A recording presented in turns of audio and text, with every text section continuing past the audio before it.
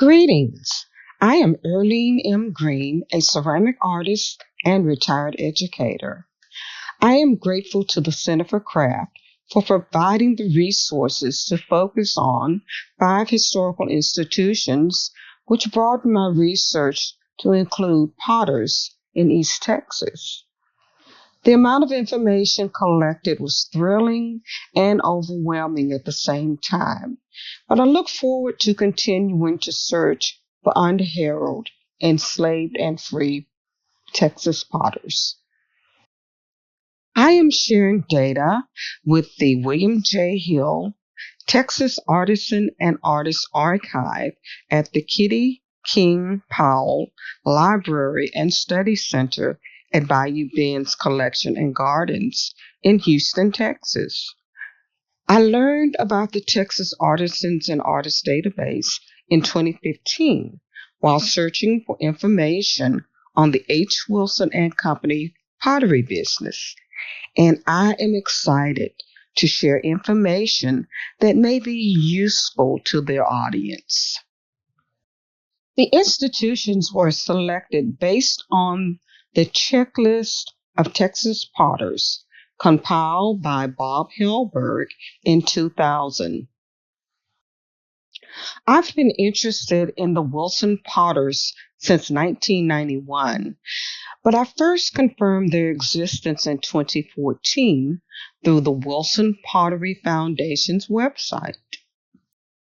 In Texas, a mention of the Wilson potters of Guadalupe County immediately brings to mind John McCamey Wilson, Hiram and James Wilson, and Isaac Suttles.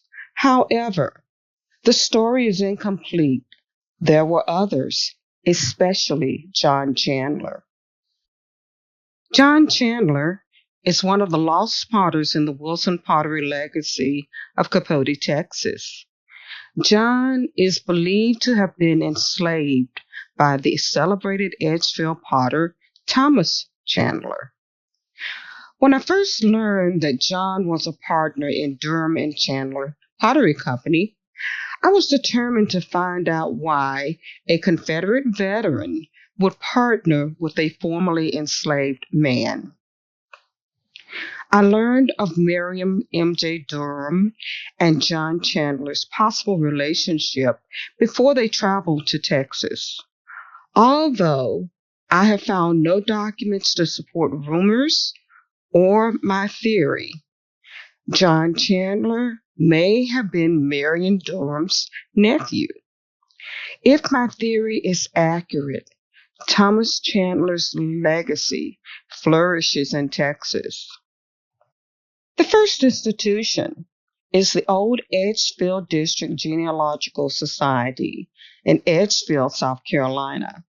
We met with Tanya and Justin Guy at the Edgefield County Administration and Archives Office. Tanya is the archivist and Justin is the Edgefield potter. Justin graciously allowed me to record our conversation, and I was gifted with a pot shirt from one of the sites where John may have worked with Thomas Chandler. Institution number 2, Jefferson Historical Museum in Jefferson, Marion County, Texas. Potter Milligan Frazier. The lidded jar is courtesy of the Museum of Fine Arts Houston, Bayou Bend's Collection and Garden. The Jefferson Historical Museum has an impressive collection of memorabilia and pottery attributed to Milligan Frazier. This is a photograph of his son, Sam Frazier, and one of Milligan's bean pots. Jefferson Nash owned an iron foundry and pottery business in Mims Chapel, which is about 25 miles west of Jefferson. It is believed that Milligan Frazier enslaved himself to Jefferson Nash to legally remain in Texas. In 2023, this jug attributed to J.S. Nash was sold through Cable Auction Company for $76,000, a record sale for 19th century Texas stoneware. Institution number 3, Russ Historical Commission and Depot Museum in Henderson, Russ County, Texas. The potter, Alexander Elick Brown. The Russ Historical Commission provided a wealth of information on Taylor Brown and family. Although the Depot Museum collection was sparse, scholars believe Russ County was the earliest pottery settlement in Texas. The image of the picture is courtesy of Bayou Ben's collection. Scholars believe this is Elick Brown's signature. Leonard Brown, a descendant of Elick Brown, shares pictures of Beaver Springs Cemetery. The headstone reads, Lucindy, wife of Elick Brown, born 1857, died 1913. Photograph courtesy of Leonard Brown. Institution number 4, the Inez Hadley Hughes Historical Research Center in Marshall, Harrison County, Texas. The potter, A. Prothro. The Hughes Research Center shares documents on the Prothro family dating back to the 1600s. The 1870 census lists A. Prothro as a potter in Harrison County, Texas. I found a letter in the archives written by Dr. Georgetta Greer to Miss Hughes, inquiring about A. Prothro in 1970. I am searching Dr. Greer's archives to see if Miss Hughes responded to her questions. The jug is attributed to the James Prothro Pottery Company, courtesy of Bayou Ben's collection.